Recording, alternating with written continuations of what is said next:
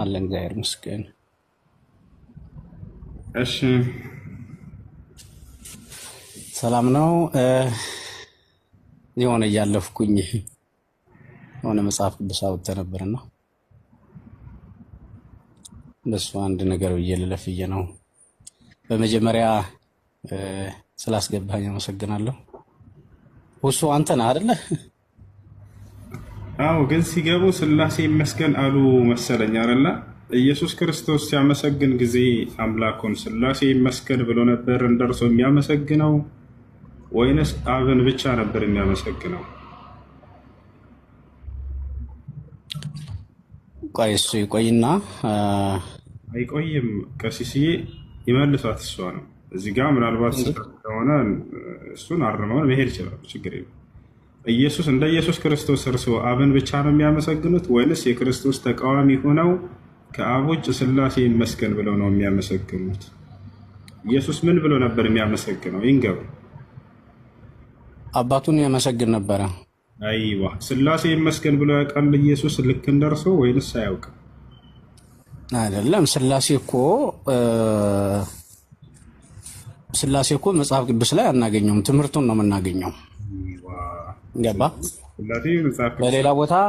በሌላ ቦታ እኔና አብ አንድ ነን ይላል። በሌላ ቦታ ደግሞ እንደ አጋጣሚ ዛሬ መንፈስ ቅዱስ ነው፣ ስለ መንፈስ ቅዱስም ይናገራል። ይሄንን ሊቃውንት ደግሞ ይሄንን ጠቅለል አደረጉና ስላሴ እግዚአብሔር በአካል ሶስት ነው፣ በመለኮት አንድ ነው ብለው አስተማርን ማለት ነው። ስለዚህ መጽሐፍ ቅዱስ ውስጥ አብ ወልድ መንፈስ ቅዱስ እኮ ነው የሚለን ማቴዎስ 28 ቁጥር 19 ላይ ያጠምቋቸውም በአብ በወልድ በመንፈስ ቅዱስ ስም አጥምቋቸው ይለናል።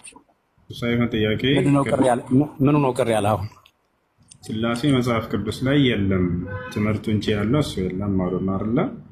ትምህርቱስ እንደው አለ ወይ ለማለት ስላሴ ማለት ምን ማለት ነው የሚለውን ደግሞ ስናይ አሁን ስንሰማ ቀርሶ ትሪኒቲ ሶስትነት ማለት ነው እኮ አምላክ አንድ ነው፣ በመለኮት አንድ ነው፣ በአካል ሶስት ነው ማለት ነው አይደለ? ስላሴ አዎ። እነሱ ብሎ ያስተማረ ነብያት አሉ እንደው መጽሐፍ ቅዱስ ላይ አምላክ በመለኮት አንድ ነው በአካል ሶስት ነው ብሎ አስተምረዋል ወይንስ አላስተማሩም? የስላሴ አንድነትና ሶስትነት ገና ከስነ ፍጥረት ጀምሮ ተገልጧል ወንድሜ። አሁን እኮ ያንተ ስህተት ቅድም ራሱ ያነሳውን ሀሳብ እሱን ልነግርህ ነበረ እኮ። መጀመሪያ ኦሪትንና ቆይ አንተ ብቻ ማውራት ሳይሆን ኦሪትንና አዲስ ኪዳንን ለይተን